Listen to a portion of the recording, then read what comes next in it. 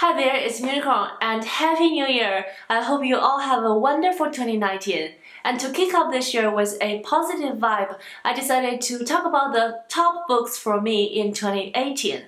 And I also have a least favorite books of 2018 on my blog, so I'll link the post down below. You are more than welcome to check it out if you are interested in that. And also you may notice I only have 6 books here. That is because I have a video called Top 7 Books Opened My Eyes in 2018, which is a video that I focus on talking about the non-fiction favorites of 2018. So today I only have fictions here, and these 6 books are the ones that I love the most in this year. Not this year, in last year. A lot of people will leave their #1 favorite book to the last, but I just cannot help but talk about it here first, because I love it so much, and that is Convenience Store Woman by Shayaka Maratha. This book is talking about a 30-something years old woman called Kito, and she has worked in this convenience store for 18 years, while others are only work there for temporary income. And she lives alone, doesn't have a boyfriend, and also her purpose in life is to keep herself functional in order to work perfectly for the convenience store. Kito has this very peculiar logic for life, and when you think about it, the logics may appear weird at first, but they're actually making perfect sense, and I love her for that.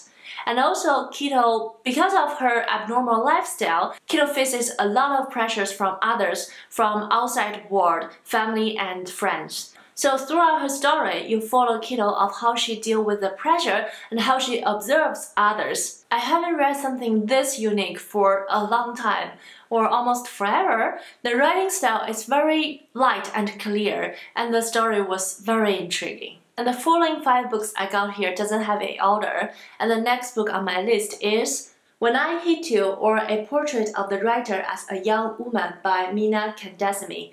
And this is a fictional autobiography tackles on the subject of domestic violence. At the beginning of the book, we know that the protagonist escaped from her domestic violence husband, and now she lives with her parents. The character development of this book was amazing, with the flashbacks to the protagonist's life before she escaped from her husband.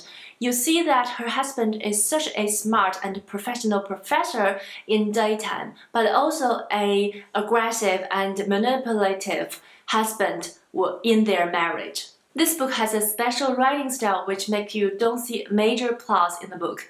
But lack of plots is not a bad thing at all for this book, because as readers, we got to examine the husband with the writer together and see how laughable some of his actions compared to his beliefs. Also, although the subject matter of this book is pretty heavy, the author somehow can make the atmosphere very delightful, and in some part you even find funny and can't help but laugh out loud. I feel like the combination of heaviness and delightfulness is very interesting to my opinion, and I love this book for that dearly. Following, I have A Hero Born by Jin Yong, and this is a wuxia novel, or also called Chinese fantasy or martial arts fantasy, and it is also a modern classic in the wuxia genre. And I'm not a big Western fantasy reader, but I did read a lot of wuxia novels when I was at high school. And because of that, I cannot figure out why I haven't read this book before 2018, because it is so good. In this book, we mainly follow a boy called Guo Jing, and he was a Chinese, but for some reason he was born in Mongolia. So after he turned 18, he went back to China to finish some mission that his master Shifu leaves him.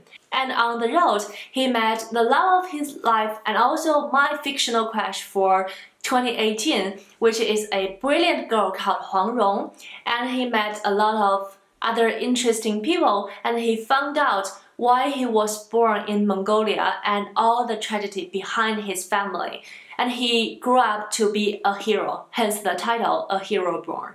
And because this book is a historical fantasy, this book actually has a lot of historical details and some of the real person in the Chinese history. While not all the events in this book were actually happened in the history, this book crafted a very well done picture of the culture in Song Dynasty. And in this book, you really got to understand what do Chinese people consider as a hero, aka Xia in Chinese.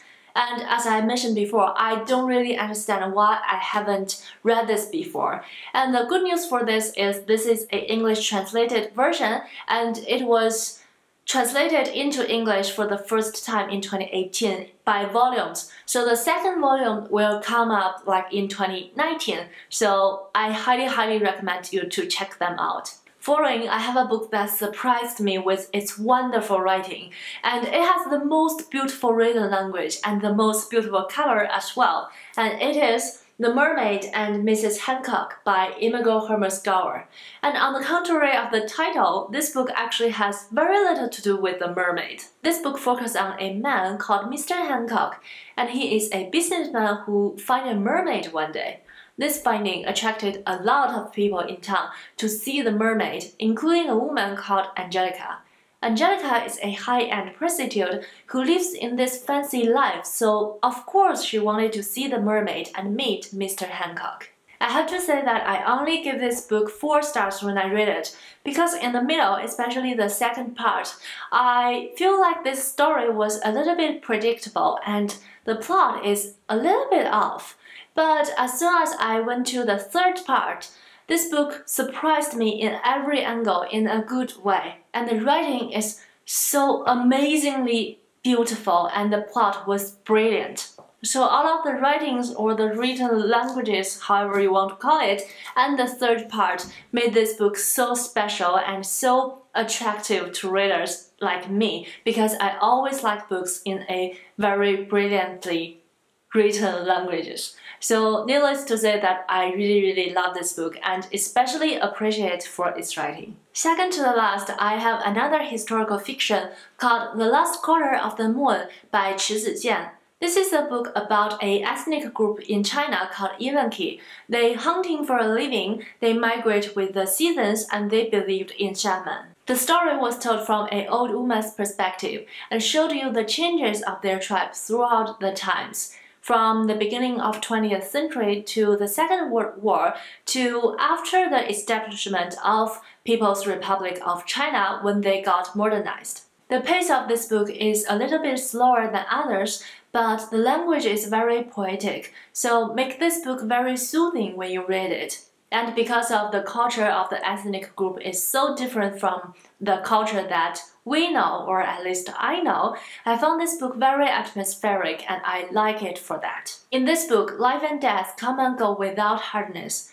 And you may feel sad at some point because of the tragedy in the book, but quickly enough you got picked up by the balance between humans and the nature. I really enjoyed this book and I read this English translated version directly because I was read with a book club and it was translated by Bruce Holmes. And I think the translation is very good and I look forward to read the original Chinese ones sometimes in the future.